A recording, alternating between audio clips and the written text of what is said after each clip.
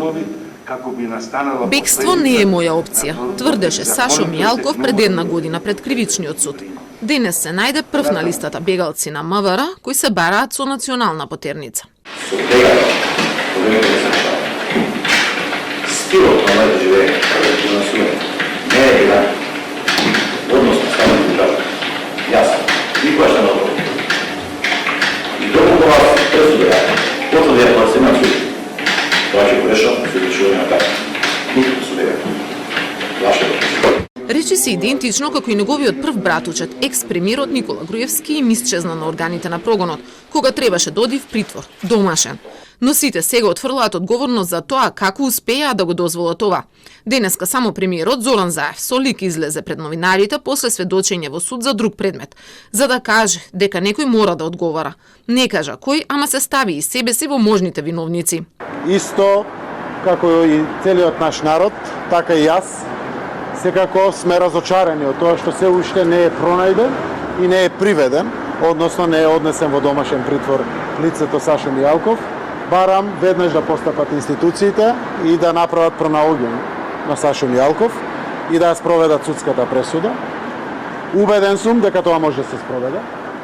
Очекувам детално информации од надлежните институции под извршната власт, тоа Министерството за внатрешни работи, како и очекувам комплетно детали со истрага за самиот случај од судот, од јавното обвинителство и од Министерството за внатрешни работи.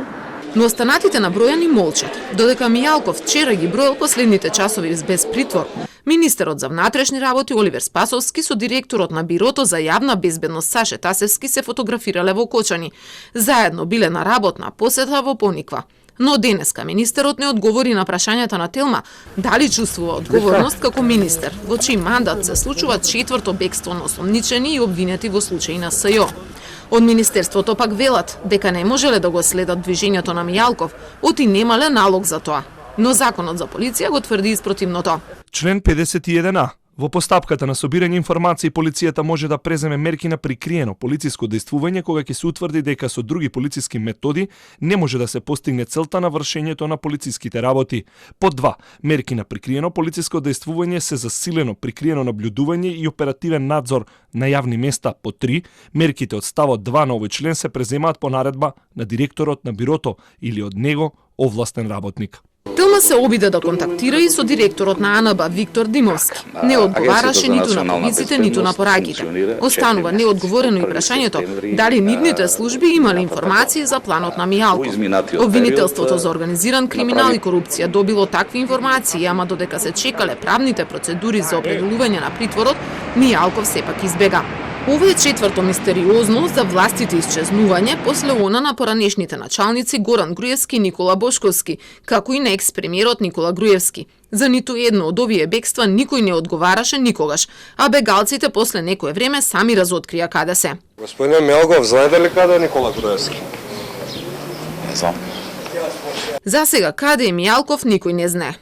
Нему како обвинет му беше одземен пасошот, а требаше и еднаш неделно да се јавува во суд. Дури и неговиот Facebook профил стои празен и не пријавил. Дали може би успел сепак да ги премине границите на земјава?